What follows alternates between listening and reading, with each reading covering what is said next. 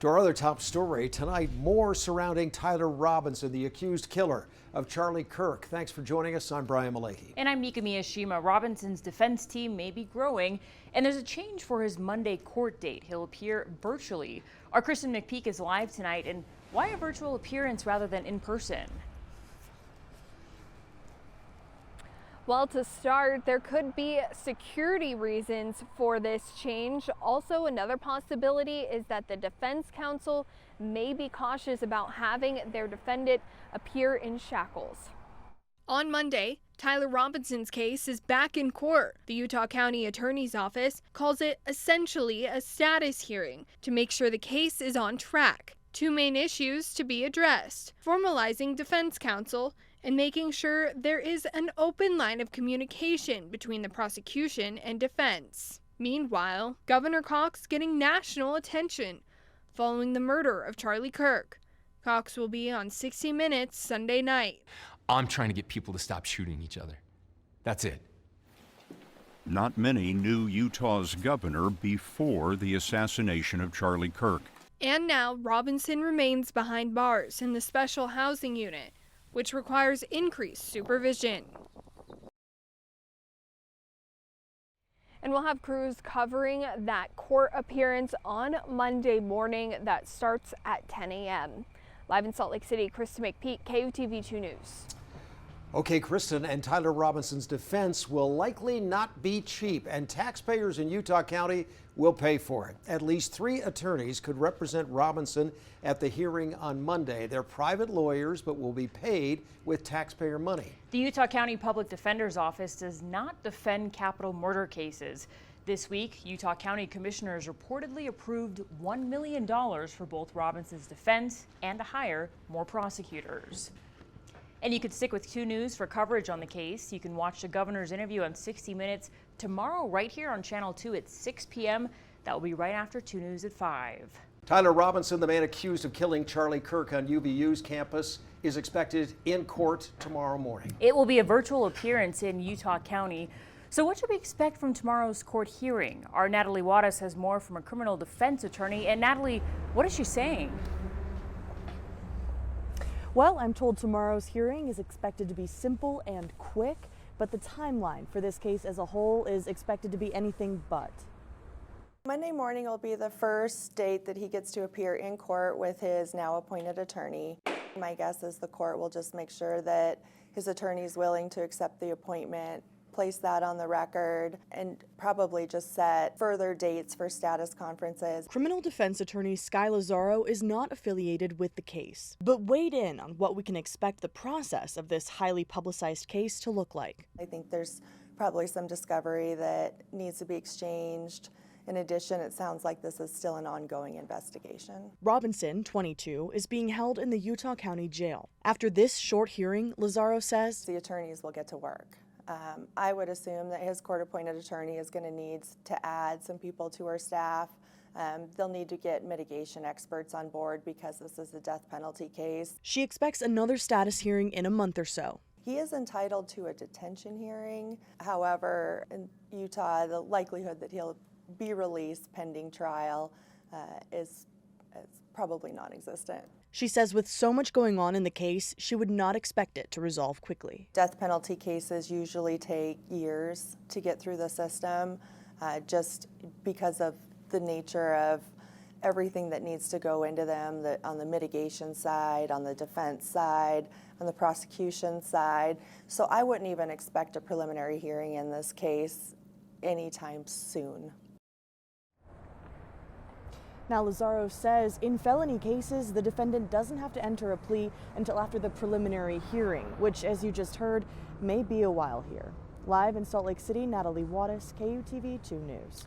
Okay, Natalie, and continuing coverage since Charlie Kirk's assassination, Governor Cox has been talking about trying to understand one another, listening despite differences. And tonight he shared that message on the national stage on 60 Minutes, pushing for an end to violence and respectful dialogue. In this moment, what's at stake? Scott, I don't think it's hyperbole to say that the future of our country is at stake. This grand experiment that we embarked on 250 years ago, can we hold together? And what if our politics cannot find the path to the brighter light? That's the question I always ask. When I hear people say that we're at war, I say, okay, and what? What does that mean? What is next? Who am I supposed to shoot now? Cox also returned to UVU, urging students to rely on themselves for change, not politicians. 60 Minutes asked if Cox might run for president, and he said he has no interest in a race for the White House. In southern Utah, about 100 people gathered in St. George tonight to sign a Peace Over Polarization proclamation. The statement was written by Washington County residents following the fatal shooting of Kirk at UVU. It calls for an end to celebrating violence, rejecting labels and stereotypes, denouncing abuse of authority, and promoting civil discourse. Organizers say the goal is to inspire unity and hold each other to a higher standard. We got introduced to the world in maybe the ugliest way we could have, but the people here are standing up and showing what we're about and who we really are. And this kind of a gathering where the people of the county came together, put it together, and we're calling on each other to do better, to be better. People are voluntarily showing up on a Sunday. I think that shows people who we are. Attendees were asked to sign the document and urge lawmakers adopt the same pledge. Local, county, and state leaders all attended, including Congresswoman Celeste Malloy. She says grassroots organizing like this can help Southern Utah lead the way after tragedy. Council, regardless of who is watching, whether it is the nation or a single individual, we must fulfill our roles with integrity, civility, and diligence. I encourage each of you to give your very best to this case.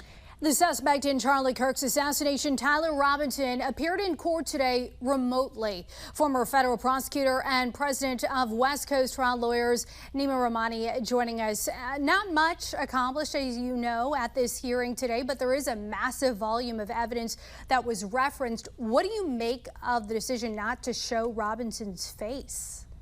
Dee Dee, you're right. Not a whole lot today. And the fact that we didn't see Tyler Robinson, it's really going to be the exception rather than the norm. His attorney made it clear that he's not going to waive his personal appearance. So we'll probably see him in court in person at that next hearing on October 30th. And Utah does allow for cameras in the courtroom. So expect to see him in person on camera during the next hearing, unless the judge rules that they're not going to televise the proceedings. And you said at the defense team, they said they do not intend to waive that preliminary hearing. The judge set that again for October 30th, and Robinson is expected to be there in person. So what's your expectation then? And what impact could the suspect this time being there in person, what impact could that have? Dee Dee, to proceed to a felony jury trial, the prosecution has to do one of two things: get a grand jury indictment or go to a preliminary hearing. That's essentially just a mini trial before the judge, and the judge needs to rule that there's enough probable cause to move forward. There's certainly, like you said, overwhelming evidence in this case that Robinson was indeed the shooter, but it does tend to give the defense some information. So sometimes they won't waive the preliminary hearing, even though it's a formality, so they can get information from the prosecution about the case. Now, they still may try to work out some sort of deal to try to save his life, or they may end up pleading guilty altogether and just moving to the penalty phase and argue to the jurors then that he should spend the rest of his life in prison and not be executed. But at least for now, we're going to have a prelim very soon. Charlie Kirk's alleged killer, is it even possible to limit pretrial publicity if the prosecution is worried about that? I mean, I can't think of anyone who doesn't know of this case. Oh, absolutely. It's going to be impossible to find 12 jurors that haven't heard about this case, haven't seen that horrific, gut-wrenching video of the assassination. So obviously, if you're defending this case, really your only job is probably to try to keep Tyler Robinson alive. That's going to be no easy task. I don't think this is the case that you're going to get a not guilty by any stretch. So whether it's pretrial negotiations, whether it's jury selection, or whether it's just convincing one or two jurors, that his life should be spared. That's going to be the defense's strategy here, because like you said, there's just so much evidence here. Only 20 seconds left. The FBI investigating the deadly attack on a Church of Jesus Christ of Latter-day Saints chapel in Michigan. What sticks out to you about the suspect? We know that suspect was a veteran who's now deceased, and where authorities will be looking at for motive.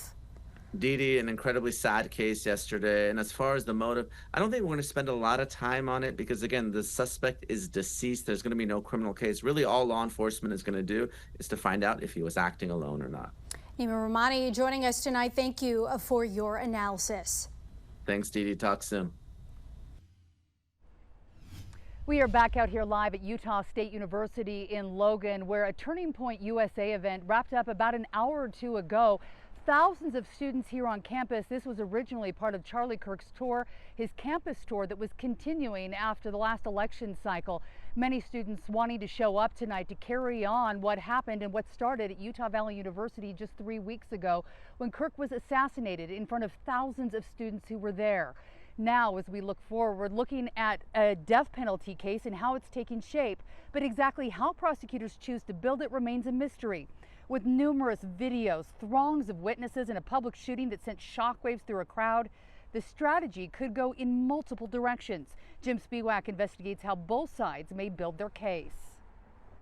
The discovery will most likely include dozens of videos, evidence collected at the scene and during that 33-hour manhunt for the suspect. Thousands of people were there as potential witnesses, some of which the state is still trying to track down, making this very public and very complex. And we went into the amphitheater, and you could just see, all you could see was people. As the vice president of TPUSA's UVU chapter, Beck Dishman was excited to see Charlie Kirk in Utah. Just electric, the atmosphere, and that's what Charlie got to experience. So I'm very grateful for that. But shortly after, everything changed. Beck was working a volunteer tent about 100 yards away and didn't see the shot, but heard it. I thought it was a firework. Everyone was going to stand back up in a second. And then probably about 10 seconds later, I realized, oh, this might actually be something. While Beck didn't witness the shooting, he knows people who did, people right next to the tent. And it's witnesses like that that prosecutors may want to interview as they build their case against Kirk's suspected shooter, Tyler Robinson. The person that was at the microphone was not too far away from that bullet path. So having that person come into court and tell what he was able to hear, what he was able to see. Nathan Evershed is not affiliated with this case, but has worked as a prosecutor and now a defense attorney. If you are the prosecution, what do you think is step number one to build this case? If I was the prosecutor on this case, I would be looking at the aggravating factor. The prosecution has one aggravating factor making this a death penalty case, which is putting people other than Charlie Kirk at great risk of death. Evershed says that proving that beyond a reasonable doubt will include scene reconstruction, witness testimony, and even the path of the bullet. They know that this is where the case is going to hinge, and so that's probably where they're starting off at right away. Another key part of this case, prosecutors allege Robinson's parents helped facilitate his surrender. Could we see them testifying against their own son? And it looks like they are really key and important witnesses to this whole thing. That they provided an incredible amount of information.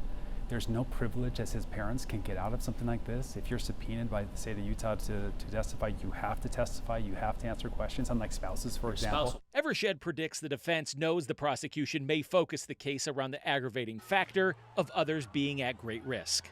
The defense is going to go over this individual's background in shooting, his awareness of firearms, how long he's been doing it, maybe how many hours or how many days or how many hunts he's been on, what that scope looked like, how many times he's used that. If prosecutors get a conviction, Evershed says the next crucial portion will be for a jury to decide if death is the just sentence. Does the aggravating circumstances outweigh the mitigating circumstances? And if they all unanimously agree on that, then they have to make the decision, is the death penalty the just penalty in this case?